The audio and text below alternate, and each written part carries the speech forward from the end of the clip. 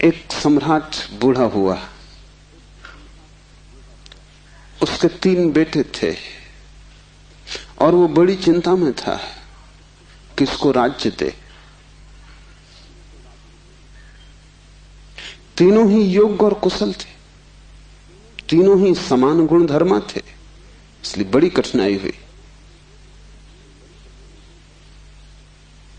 उसने एक दिन तीनों बेटों को बुलाया और कहा कि पिछले पूरे वर्ष में तुमने जो भी कृत्य महानतम किया हो, एक कृत्य जो पूरे वर्ष में महानतम हो, वो तुम मुझे कहो। बड़े बेटे ने कहा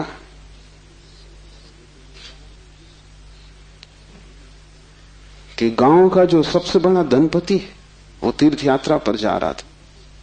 उसने करोड़ों रुपए के हीरे जवाहरात बिना गिने, बिना किसी हिसाब किताब के, बिना किसी दस्तखत लिए मेरे पास रख दिए और कहा कि जब मैं लौट आऊंगा तीर्थ यात्रा से मुझे वापस लौटा देना। चाहता मैं तो पूरे भी पा जा सकता था, क्योंकि न कोई लिखा पड़ी थी न कोई गवाह था। इतना भी न करता तो थोड़े बहुत बहुमूल्य हीरे में बचा लेता तो कोई कठिनाई न थी, क्योंकि उस आदमी ने ना तो गिने थे और ना कोई संख्या रखी थी। लेकिन मैंने सब जैसी की जैसी थैली वापस लौटा दी। पिता ने कहा तुमने भला किया,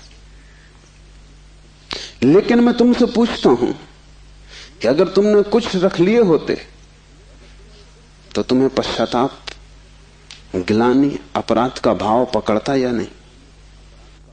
उस बेटे ने कहा निश्चित पकड़ता। तो बाप ने कहा इसमें परोपकार कुछ भी ना हुआ, तुम सिर्फ अपने पश्चाताप, अपनी पीड़ा से बचने के लिए ये किए हो। इसमें परोपकार क्या हुआ? हीरे बचाते तो ग्लानि मन को पीड़ा देती, कांटे की तरह चुभती, उस कांटे से बचने के लिए तुमने हीरे वापस दिए। काम तुमने अच्छा किया, ठीक है, लेकिन परोपकार कुछ भी ना हुआ। उपकार तुमने अपना ही किया है। दूसरा बेटा थोड़ी चिंता में पड़ा और उसने कहा कि मैं राह के किनारे से गुजरता था और झील में सांझ के वक्त, जबकि वहां कोई भी न था, एक आदमी डूबने लगा। चाहता तो मैं अपने रास्ते चला जाता, सुना अनसुना कर देता, लेकिन मैंने तत्क्षण छलांग मारी, अपने जीवन को खतरे में डाला और उस आदमी को बाहर निकाला। बाप ने कहा तुमने ठीक किया, लेकिन अगर तुम चले जाते और ना निकालते तो क्या उस आदमी की मृत्यु सदा तुम्हारा पीछा न करती? तुम अनसुनी कर देते ऊपर से, लेकिन भीतर तो तुम सुन चुके थे उसकी चीत्कार आवाज कि बचाओ। क्या सदा सदा के लिए उसका प्रेत तुम्हारा पीछा न करता? उसी भय से तुमने छलांग लगाई, अपने जान को खतरे में डाला, लेकिन परोपकार तुमने कुछ किया हो इस भ्रांति में पड़ने का कोई कारण नहीं। तीसरे बेटे ने कहा कि मैं गुजरता था जंगल से और एक पहाड़ की कगार पर मैंने एक आदमी को सोया हुआ देखा, जो कि नींद में अगर एक भी करवट ले तो सदा के लिए समाप्त हो जाएगा, क्योंकि दूसरी तरफ महान खड्ड था। मैं उस आदमी के पास पहुंचा और जब मैंने देखा कि वो कौन है तो वो मेरा जानी दुश्मन था।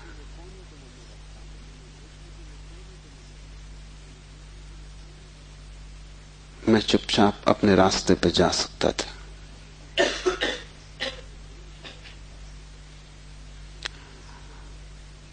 या अगर मैं अपने घोड़े पर सवार उसके पास से भी गुजरता तो मेरे बिना कुछ किए शायद सिर्फ मेरे गुजरने के कारण वो करवट लेता और खड्ड में गिर जाता।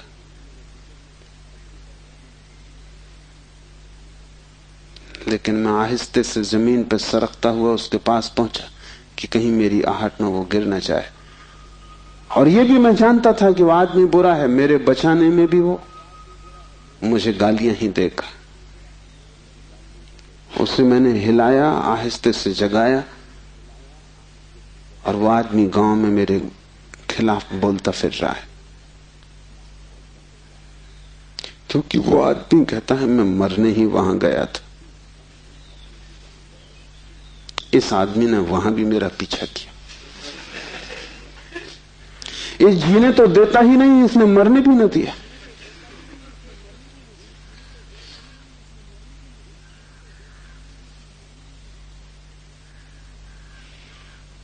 पिता ने कहा तुम दोस्त से बेहतर हो,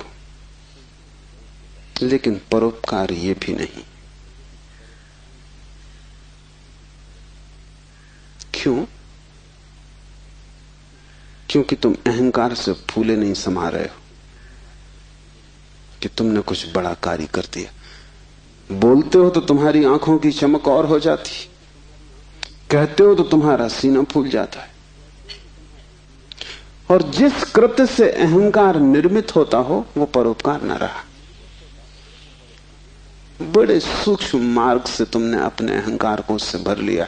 तुम सोच रहे हो तुम बड़े धार्मिक हो, परोपकारी हो, तुम इन दो से बेहतर हो, लेकिन मुझे राज्य के मालिक के लिए किसी तीसरे की ही तलाश, चौथे की ही तलाश करनी पड़ेगी।